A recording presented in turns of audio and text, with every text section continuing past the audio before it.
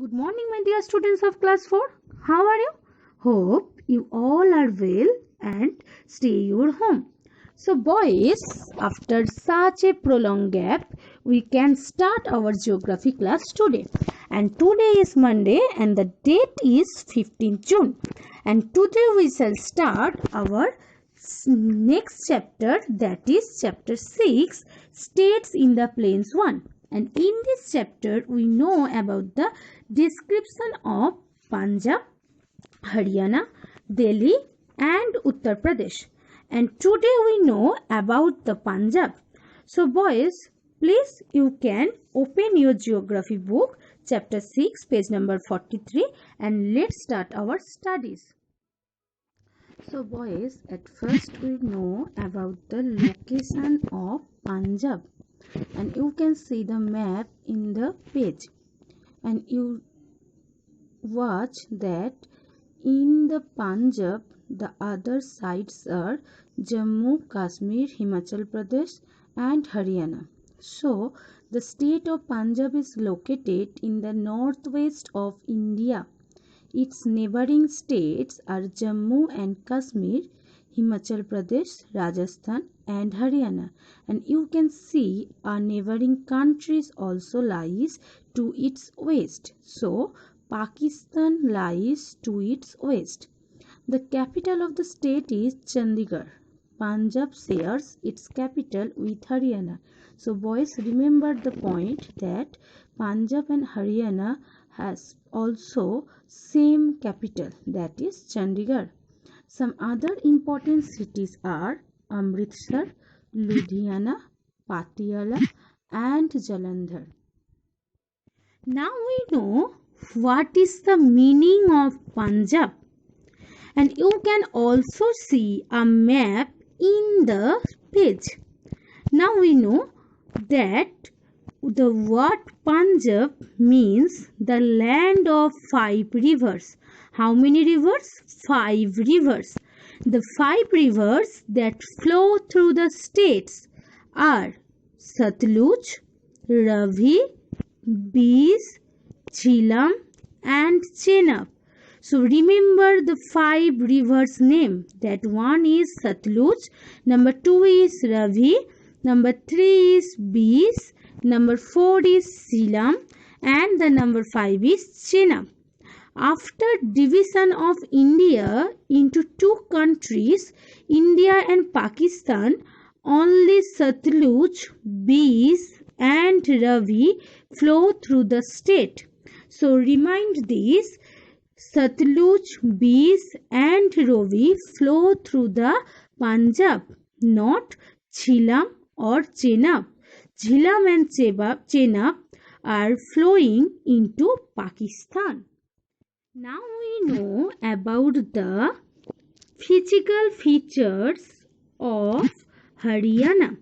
So at first we know about the new term, that is Doab.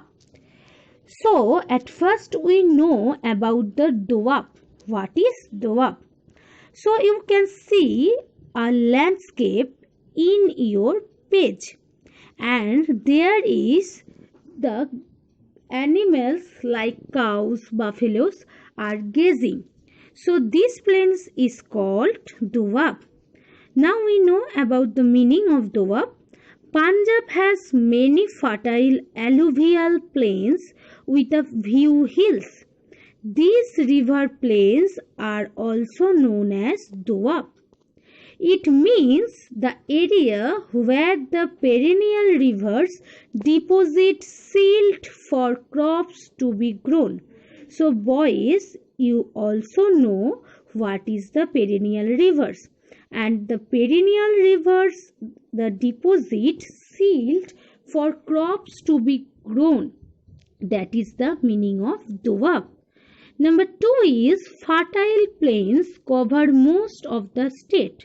So we also know that the perennial rivers where flows the plains also fertile. So the rivers flowing down the mountains bring with them silt that makes the plains very fertile. Number 3, The state has gentle rolling hills. A part of the Sivalik range of the Himalayas you can see in the map, that is the yellow border, is the Sivalik in the northeastern parts. So Sivalik also go through the northeastern part of the Punjab. And number 4 is there is a bit of desert type of landscape in the southeast, the part bordering Rajasthan. So boys, we know about the meaning of Doab, and we also know about the physical. Next we know about the agriculture of Punjab. So boys, we know if there is perennial rivers, so soil is fertile, and for this result various types of crops are grown. So number 1 is 97% of land that can be cultivated is used for growing different crops. So remember 97% of land. Number 2, the chief crops are grown are wheat, rice and cotton. The other important crops are sugarcane, mustard, fruits, vegetables and pulses. Number 3, we know in this part that a new term, that is green revolution. So what is the green revolution? We first know. The great increase in production of food grains due to the introduction of high yielding varieties, to the use of pesticides and to better management techniques. It started in the late 1960s. So boys, if you have a question that what is green revolution or when did revolution start, you will give these types of answer. Next we know the use of fertilizers, modern machines and better irrigation facilities, which involved the construction of the Bhagra Nagal Dam across the river Satluj. So boys, you can see the Bhagra Nagal Dam in the picture of the page. So this is the Bhagra Nagal Dam that's across in Satluj. Now we know about the climate of Punjab. So number 1 is Punjab has a cycle of 3 main seasons. So boys, you can remember this point that Punjab has 3 main seasons. Number 2 is it stays warm and dry during summer and very cold during winter. Number 3 is in April dry winds blow and it is time to gather the harvested crops. Number 4, the temperature of Punjab ranges between -2 degrees Celsius in winter and 40 degrees Celsius in summer. So people or boys, you can remember the temperature of Punjab in winter -2 degrees Celsius and in summer 40 degrees Celsius. Number 5 is however it can reach up to 47 degrees Celsius. So point to be noted, it can reach up to 47 degrees Celsius in summer and come down to -5 degrees Celsius. Now boys, at first we know the agriculture is the main occupation of the Punjab, of the people of Punjab, and next we know the some industries that is also growing into the Punjab. So number 1 is dairy farming and poultry farming are other important occupations. Punjab is well known for its milk, butter and cheese products. So if they have a dairy farm, so that is obviously know that it is well known for milk, butter and cheese. Number 2 is woolen and cotton materials, ready-made garments, Hosiery, food products and leather goods manufactured in Punjab are sold all over the country and exported. And we also know that when we visit Punjab as a tour, then we also buy some woolen clothes from the Punjab.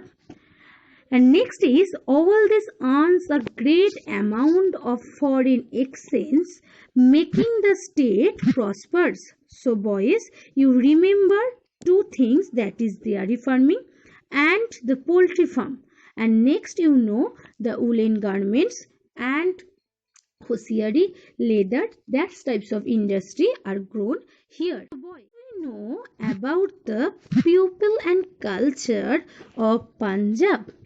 The people of Punjab are hard-working, friendly, and fun-loving. More than half of the population follows Sikhism, but there are Hindus and Muslims as well. Number one, we know about the Baisakhi festival, that is the very famous and important festival of Punjab. It is the most important festival and is celebrated to mark the harvesting of the Rabi crops. So boys, that's like we celebrate Navanno during the winter. This is our harvesting time festival. That's like Rabi crops when harvested, they celebrated Baisakhi festival. Number two, we know some dance from, that is first one is Gidda and second one is Bhangra. So two types of famous dances is famous for Punjab. Next we know about the tourist spot or tourism part of the Punjab. Number one, you can see a picture in the page that there is some stony or hilly building, that is rock. And this one is famous in Chandigarh. Chandigarh is famous for its rock gardens, which was built by Nek Chand out of waste materials. So this is built by waste materials and the name of the builder is Nek Chand. So boys, this is remember that rock gardens was built by Nek Chand. Number two is Rose Garden and Sukna Lake are other important places in the Punjab. Number three, you can see a very famous thing, that is Yadavindra Gardens in Pinjore near Chandigarh is famous for its Mughal style gardens. So this is a types of Mughal gardens and this is the name is Yadavindra Gardens and it is situated in Pinjore near Chandigarh. Number four, we all know that Amritsar is famous for its golden temple situated in Punjab. And next we know the people visit the Jallianwala Bagh and also Wagh, which borders Pakistan.